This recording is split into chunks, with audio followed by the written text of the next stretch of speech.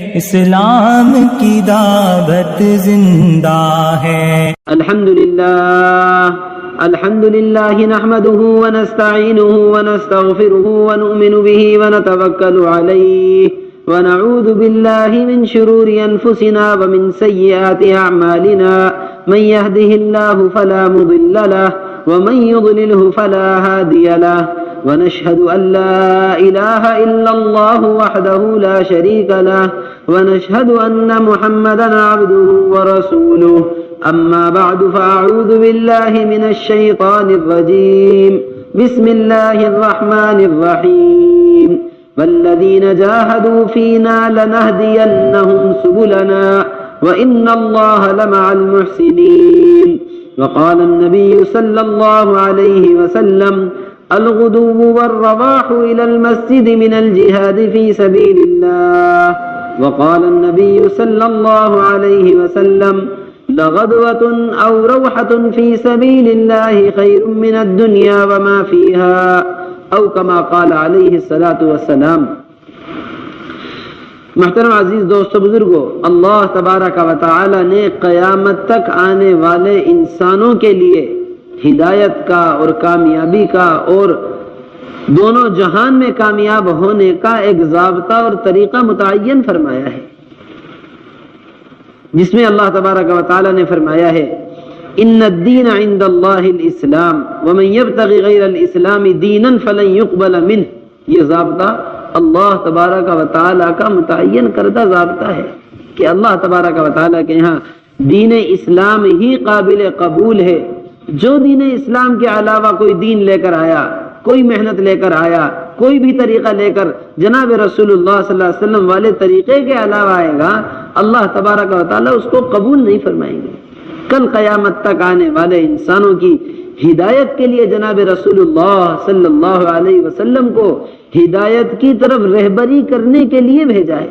اللہ تبارک و تعالی نے فرمایا ہے انک لتہدی الی صراط مستقیم، انک لتہدی الی صراط مستقیم، کہ ساری انسانیت کا رہبر بنا کر اللہ نے بھیجا ہے اور وہ طریقہ دے کر بھیجا ہے کہ کل قیامت تک آنے والے جب جناب رسول اللہ صلی اللہ علیہ وسلم والے طریقوں کو اپنا طریقہ بنائیں گے، جب آپ والی فکروں کو اپنی فکر بنائیں گے، آپ والی محنت کو اپنی محنت بنائیں گے، تو اللہ تبارک و تعالی ہر حال میں کامیابی دے کر دکھلائیں گے۔ سارے کے سارے عرب کس حال میں تھے، کیسی جہالتوں میں تھے، کس گمراہی میں اور کتنے برے حال میں پڑے ہوئے تھے، جناب رسول اللہ صلی اللہ علیہ وسلم ایک محنت لے کر آئے ہیں، ایک طریقہ لے کر آئے جن پر عربوں کو اللہ کے نبی صلی اللہ علیہ وسلم نے اٹھایا ہے۔ ایسی محنت کہ سب سے زیادہ گرے پڑے لوگوں کو اللہ تبارک و تعالی نے سب سے اونچا مقام عطا فرمایا ہے انبیاء علیہ السلام کے بعد۔ ایسی گمراہی میں پڑے رہنے والے جو 360 بتوں کی عبادت کر رہے ہوں، ایسی گمراہی میں پڑے رہنے والے جو بیٹیوں کو زندہ دفن کر رہے ہوں، ایسی گمراہیوں میں پڑے رہنے والے جن کے اندر سے حقوق اور انسان اور جانوروں کا فرق ختم ہو گیا۔ ہمارے نانا جان مسلم شریف کے سبق میں بتلایا کرتے تھے کہ مکے والوں کی عدت ایسی تھی، اگر کسی کا شوہر مر جایا کرتا تھا تو 1 سال اس کو گھر سے باہر رکھا جاتا تھا، بالکل کونے اور کنارے کے اندر۔ یہ ہوتا کہ یہ مکے والوں کی جہالت کی حد تھی۔ 1 سال کی عدت ہوتی تھی، بغیر کھلائے پلائے کوئی خاص، بغیر کسی خاص کوئی دیکھ بھال کے۔ ایسا حال مکے میں ہوا کرتا تھا، عدت پورے ہونے سے پہلے عورتیں مر جایا کرتی تھی۔ کوئی بہت بہادر ہوئی، مر نہ سکی تو ساری زندگی کو بیمار ہو جایا کرتی تھی۔ ایسا حال عربوں کی جہالت کا، اس میں جناب رسول اللہ صلی اللہ علیہ وسلم ایسا نور اور ایسی ہدایت والے اعمال، ایسی کامیابی والے اعمال لے کر آئے ہیں کہ اللہ کے نبی صلی اللہ علیہ وسلم نے سارے عالم میں آنے والے انسانوں کی تربیت کر کے دکھلائی ہے۔ یہ صحابہ اکرام کی جماعت، ان مکے والوں کے اندر سے نکلے ہوئے لوگ، تو یہ اللہ تبارک و تعالیٰ کا ضابطہ ہے کہ جو جناب رسول اللہ صلی اللہ علیہ وسلم والے طریقے کو طریقہ بنائے گا، اللہ تبارک و تعالیٰ اس کو دنیا اور آخرت میں کامیاب کر کے دکھلائیں گے، بشرط یہ کہ محترم دوستو بزرگوں اس طریقے کے لیے، اس کام کے لیے جان اور مال حاضر کر لیا جائے، جان اور مال کو لگا دیا جائے۔ یہ اللہ نے قرآن میں فرمایا ہے والذین جاہدوا فینا لنہدینہم سبلنا، لنہدینہم سبلنا، جو ہمارے دین کی خاطر اپنے جان اور مال کو قربان کریں گے، جو دین کی خاطر مجاہدہ کریں گے، جو ہمارے لیے مجاہدہ کریں گے، ہم ان کے لیے ہدایت کی راہ کشادہ فرما دیں گے، ہم ان کے لیے راستے کھول دیں گے۔ یہ اللہ تبارک و تعالیٰ فرما رہے ہیں۔ سب سے زیادہ اللہ تبارک و تعالیٰ کو محبوب جناب رسول اللہ صلی اللہ علیہ وسلم، مخلوق میں سب سے اونچا مقام رکھنے والے جناب رسول اللہ صلی اللہ علیہ وسلم انبیاء علیہ الصلوۃ والسلام کے امام ہیں، سارے نبیوں کے سردار ہیں، مگر سب سے زیادہ قربانیاں دینے والے اللہ کی خاطر، سب سے زیادہ قربانیاں دینے والے۔ معلوم یہ ہوتا ہے کہ یہ ساری کی ساری محنت قربانیوں والی محنت ہے۔ اس محنت میں کیا کہا جا رہا ہے؟ قربانی چاہی جا رہی ہے کہ سارے عالم میں جن سے کام لینا ہے سب سے زیادہ قربانی ان سے یعنی جناب رسول اللہ صلی اللہ علیہ وسلم سے دلوائی ہے۔ خود اللہ کے نبی صلی اللہ علیہ وسلم نے فرمایا ہے جتنا مجھے ڈرایا گیا، جتنا مجھے ستایا گیا ہے دین کی خاطر، اتنا اور کسی کو ڈرایا نہیں گیا ہے، اتنا اور کسی کو ستایا نہیں گیا، یہ فرمایا کرتے تھے۔ اس لیے حضرت جی مولانا صاحب رحمۃ اللہ علیہ فرمایا کرتے تھے کہ یہ کام قربانیوں والا کام ہے۔ کیسا کام ہے؟ قربانیوں والا کام۔ جس طرح ہر چیز کے چلنے کے لیے کسی نہ کسی چیز کا سہارا ہوتا ہے۔ کیا ہوتا ہے؟ سہارا۔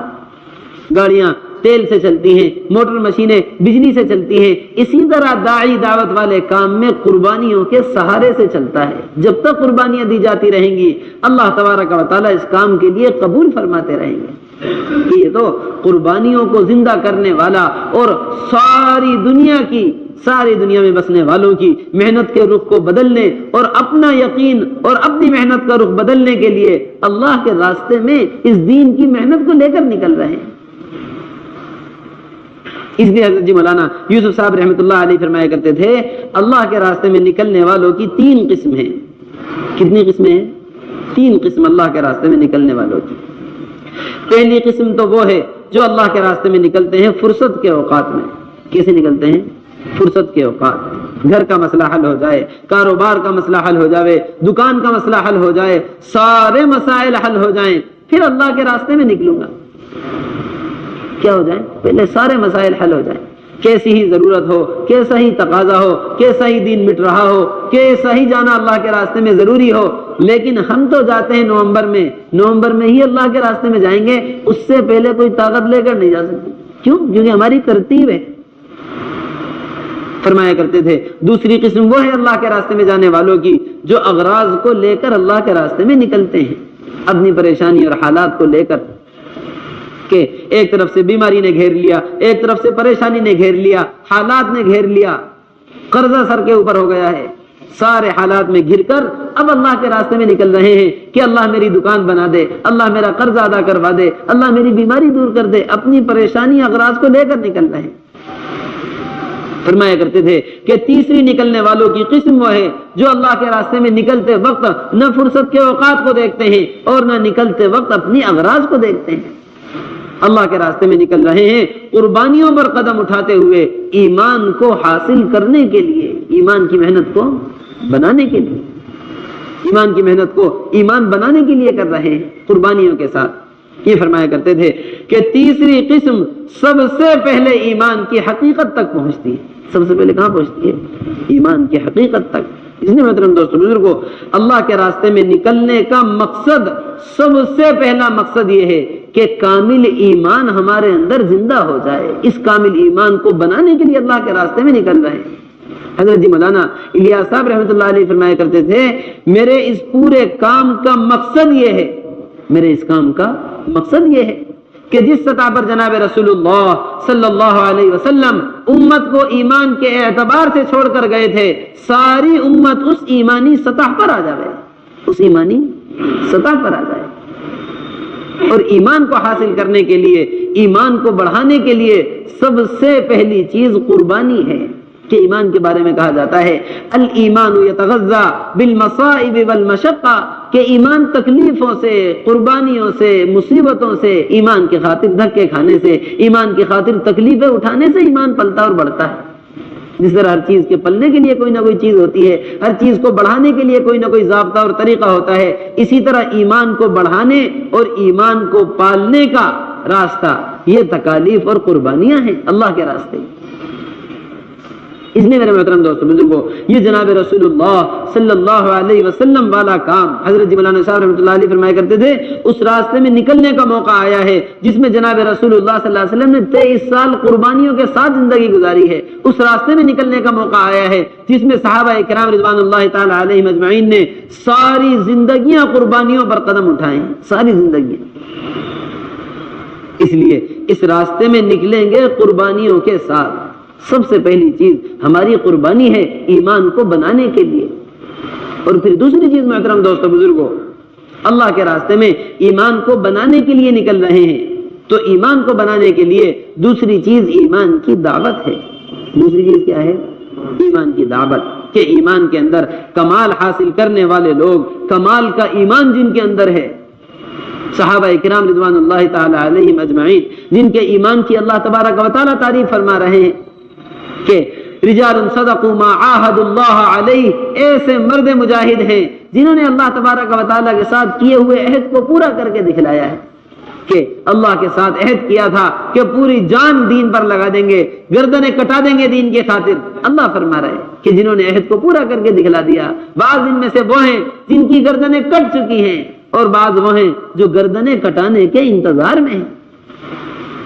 فَمِنْهُمْ مَنْ قَضَى نَحْبَهُ وَمِنْهُمْ مَنْ يَنْتَظِرُ، بعض وہ ہیں جن کی گردنیں کٹ چکی ہیں، اپنے وعدے کو پورا کر چکے، بعض وہ ہیں جو وعدے کو پورا کرنے کے انتظار میں ہیں۔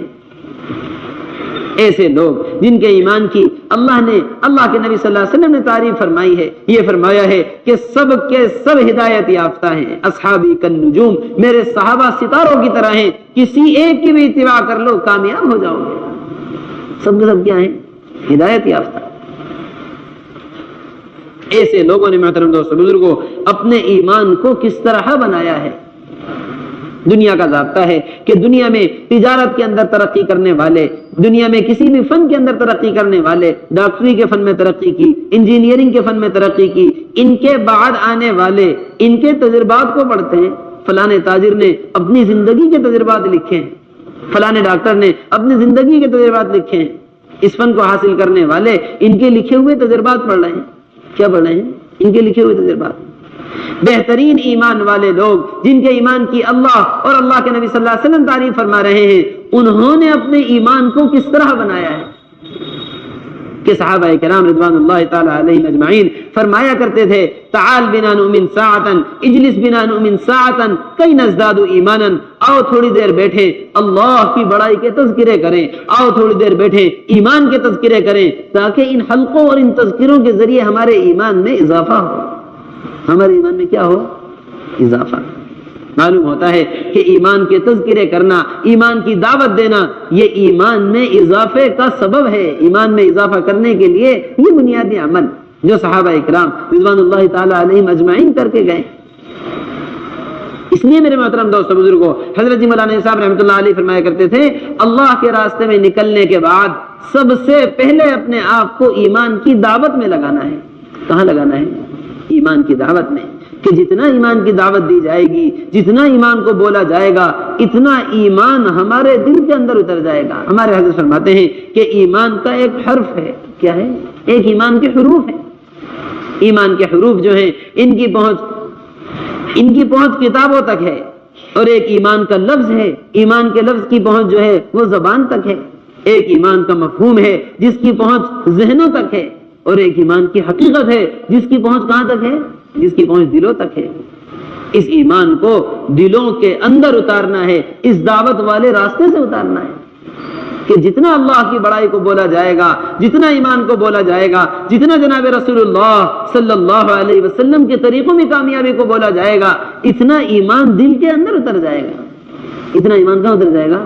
دل کے اندر صحابہ کرام رضوان اللہ تعالی علیہم اجمعین نے اللہ کی بڑائی کو بولا ہے، اللہ تبارک و تعالیٰ کی ذات سے ہونے کو بولا ہے، جناب رسول اللہ صلی اللہ علیہ وسلم کے طریقوں پر زندگیاں گزارتے ہوئے آپ کے طریقوں سے کامیابیوں کو ایسا بولا ہے کہ ساری دنیا کے مشاہدے، ساری دنیا کے تجربات، ساری دنیا کے واقعات سب جناب رسول اللہ صلی اللہ علیہ وسلم کی بات کے سامنے سب کے سب ایسے یقین پر اتر گئے تھے کہ ساری دنیا کا انکار کر دیا۔ ساری دنیا کا کیا کر دیا ہے؟ انکار۔ اے جناب رسول اللہ صلی اللہ علیہ وسلم کی خبر کا یقین دل میں ہے۔ اس لیے ہمارے حضرت فرماتے ہیں کہ جناب رسول اللہ صلی اللہ علیہ وسلم صحابہ کی جماعتوں کو روانہ فرمایا کرتے تھے، یہ جماعتیں جانے کے بعد سب سے پہلے اپنا تعارف اللہ کے ساتھ کروایا کرتی تھی۔ کیسے کرواتی تھی؟ اللہ کے ساتھ، کہ ہم آئے ہوئے نہیں ہیں، اللہ نے ہمیں بھیجا ہے۔ کس نے بھیجا ہے؟ اللہ نے بھیجا ہے۔ بادشاہوں کے درباروں میں جا کر کہا کرتے تھے کہ اللہ نے ہمیں بھیجا ہے، ایسے رب کی طرف سے آئے ہیں جو سارے بندوں کا رب ہے، ساری مخلوق کو کھلانے والا ہے۔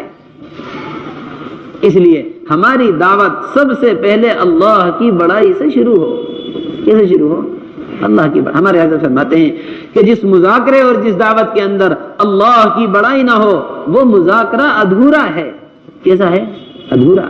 اس لیے کہ اللہ تبارک و تعالیٰ نے اپنے نبی صلی اللہ علیہ وسلم کو حکم فرمایا ہے وَرَبَّكَ فَكَبِّرْ، اپنے رب کی بڑائی بیان کیجئے، اپنے رب کی بڑائی بیان کیجئے۔ جتنا اللہ کی بڑائی کو بولا جائے گا، جتنا اللہ سے ہونے کو بولا جائے گا، جتنا اللہ کے غیر سے نہ ہونے کو بولا جائے گا، اتنا اللہ کی ذات کا یقین دل میں اتر جائے گا، اتنا اللہ کی ذات کا یقین دل میں اتر جائے گا۔ اس لیے میرے محترم دوستو بزرگوں، سب سے پہلی دعوت اللہ کی بڑائی کو بولنا ہے، اللہ تبارک و تعالیٰ کی ذات اور صفات کو بولنا ہے، اللہ سے ہونے کو بولنا ہے۔ لا الہ الا اللہ ہم نے پڑھا ہے، جس طرح اللہ کے سوا کوئی معبود نہیں ہے، اسی طرح اللہ کے سوا کوئی پالنے والا نہیں ہے، اسی طرح اللہ کے سوا کوئی عزت دینے والا نہیں ہے، اسی طرح اللہ کے سوا کوئی کامیاب کرنے والا نہیں ہے، اسی طرح اللہ کے سوا کوئی مسائل کا حل کرنے والا نہیں ہے، اسی طرح اللہ کے سوا کوئی بیماری میں شفا دینے والا نہیں ہے۔ حضرت جی مولانا یوسف صاحب رحمۃ اللہ علیہ فرمایا کرتے تھے کہ انبیاء علیہ الصلوۃ والسلام کو اللہ تبارک و تعالیٰ نے معجزے دے کر دکھلائے ہیں، بغیر باپ کے اولاد، بغیر ماں کے اولاد، مچھلی کے پیٹ میں پال کر دکھلایا، کنویں کے اندر پال کر دکھلایا، آگ میں ابراہیم علیہ السلام کو سلامت رکھ کر دکھلایا ہے۔ سارے معجزات اپنی قدرت کو بیان کرنے کے لیے دکھلائے ہیں کہ اللہ تبارک و تعالیٰ کسی شے کے محتاج نہیں ہے، کسی سبب کے محتاج نہیں ہے، کسی طاقت کے محتاج نہیں ہے۔ یہ فرماتے ہیں کہ جتنا اللہ کی بڑائی کو بولا جائے گا اتنا اللہ کا غیر کا یقین دل سے نکلتا چلا جائے گا، اور ہمارے حضرت فرماتے ہیں کہ جتنا اللہ کے غیر کا تأثر دل سے نکل جائے گا اتنا اللہ کے خزانے سے فائدہ اٹھانا آسان ہو جائے گا۔ اتنا کیا آسان ہو جائے گا؟ اللہ کے خزانے سے فائدہ اٹھانا آسان۔ جتنا اللہ کے غیر کا تأثر دل سے نکلے گا اتنا اللہ کے ذات سے اللہ کے خزانوں سے براہ راست فائدہ اٹھانا آسان ہو جائے گا۔ ابراہیم علیہ السلام کا کیسا عجیب و غریب واقعہ ہے، اللہ کے غیر کا تأثر دل سے نکالا، جبرائیل علیہ السلام سے انکار فرما دیا کہ جبرائیل مجھے تمہاری مدد کی ضرورت نہیں ہے، اللہ براہ راست مدد کو کافی ہے۔ جب یہ دل کا یقین نکلا تو اللہ کے خزانے سے براہ راست اللہ تبارک و تعالیٰ نے آگ کو حکم فرمایا ہے، براہ راست یا نار کونی برداً وسلاما علی ابراہیم، کہ اللہ کے غیر کا تأثر دل سے نکلا تو اللہ کے خزانے سے براہ راست فائدہ اٹھایا ہے۔ اس لیے محترم دوستو بزرگوں، اللہ کی بڑائی کو بولنا یہ سب سے پہلا کام ہے، یہ ہمارا سب سے پہلا کام۔ ہمارے حضرت فرماتے ہیں کہ مسلمانوں نے اللہ کی بڑائی کو بولنا چھوڑ دیا۔ یہ فرماتے ہیں کہ اگر مسلمانوں نے اللہ کی بڑائی کو بولنا چھوڑ دیا تو غیر ان کو شرک بولنے پر مجبور کر دیں گے۔ غیر کیا کر دیں گے؟ شرک بولنے پر مجبور۔ اور دیکھا جائے تو ساری دنیا کے اندر شرک بولنے پر مجبور کیا ہوا ہے۔ فلانے وزیر سے یہ ہو گیا ہے، فلانے ڈاکٹر کے کرنے سے یہ ہوا ہے، فلانے حکیم کے کرنے سے یہ ہوا ہے، فلانی حکومت کے کرنے سے یہ ہوا ہے، فلانی کمپنی کے کرنے سے یہ ہوا ہے، فلانے کے کرنے سے ہوا ہے، فلانے کے کرنے سے بگڑا ہے۔ جبکہ حقیقت یہ ہے اللہ کے سوا نہ کوئی بنا سکتا ہے، نہ اللہ کے سوا کوئی بگاڑ سکتا ہے۔ اس لیے محترم دوستو بزرگوں، جب اللہ کی بڑائی کو دن رات ہماری زبان بولے گی تو ہم اللہ کے غیر سے ہونے کا یقین بھی دل سے نکل جائے گا، اور اللہ کے غیر کو بولنا بھی ہمارے زبانیں چھوڑ دیں گی۔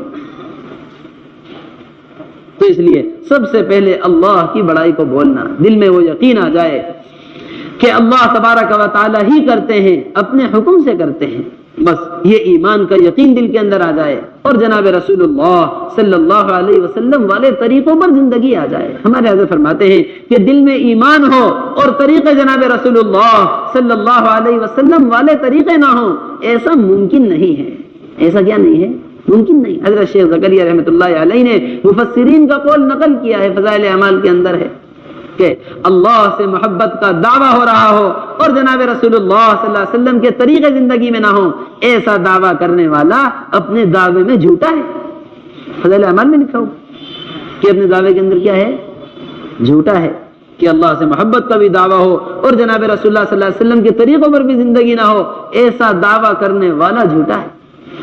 یہ فرماتے ہیں کہ دل میں ایمان ہو اور طریقے جناب رسول اللہ صلی اللہ علیہ وسلم والے طریقے نہ ہوں، ایسا ممکن نہیں ہے۔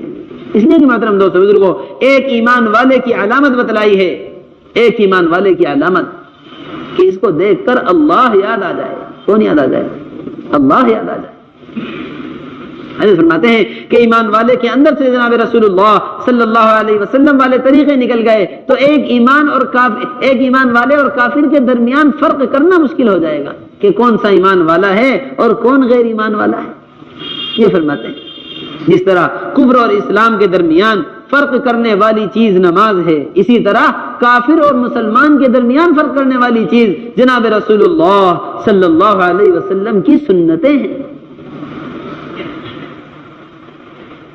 اس لیے میرے محترم دوستو بزرگوں، سب سے بڑے محسن امت کے جناب رسول اللہ صلی اللہ علیہ وسلم ہیں۔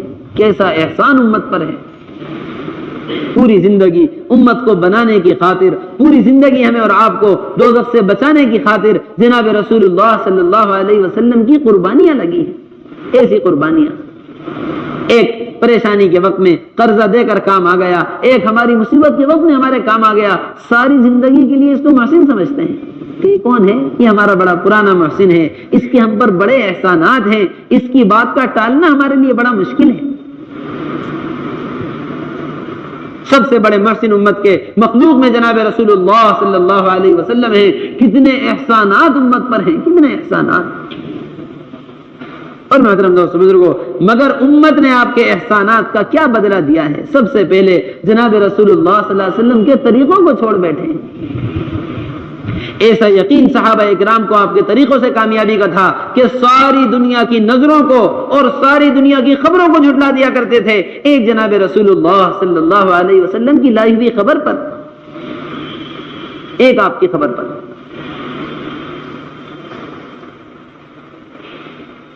ایک صحابی مسجد میں بیٹھے ہوئے ہیں، حضرت ابو درداء رضی اللہ تعالی عنہ، حضرت ابو درداء رضی اللہ تعالیٰ عنہ مسجد میں بیٹھے ہوئے ہیں۔ آنے والے آئے، خبر لے کر آئے کہ ابو درداء آپ مسجد میں بیٹھے ہیں، آپ کا مکان جل رہا ہے۔ آپ کو کیا ہو رہا ہے؟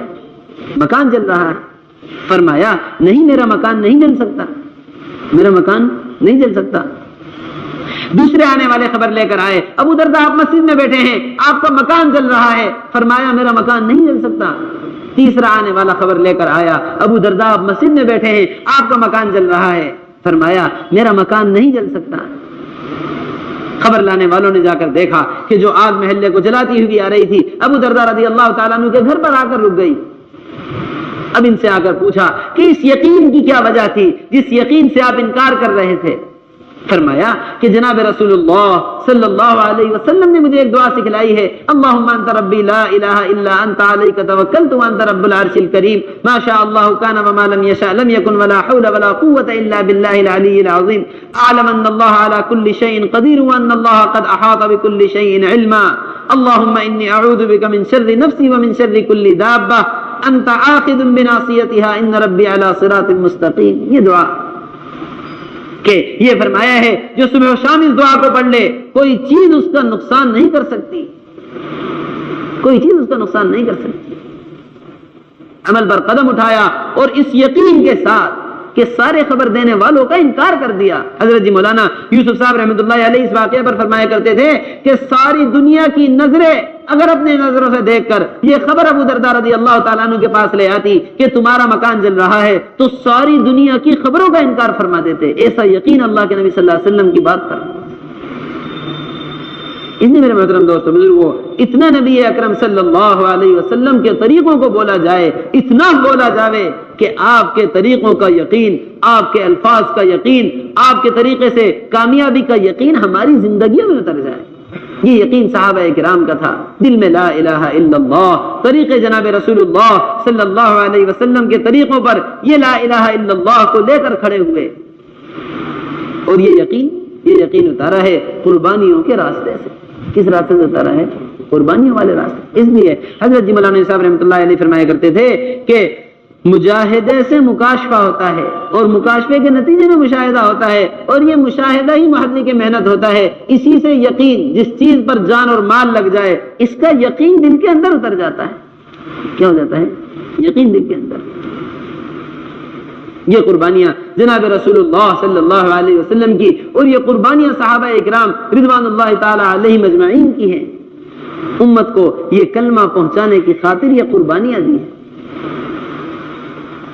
اس لیے میرے محترم دوستو بزرگوں، سب سے پہلے نکل کر کلمے کی دعوت، سب سے پہلے کیا ہے؟ کلمے کی دعوت کو لے کر چلنا پھرنا ہے.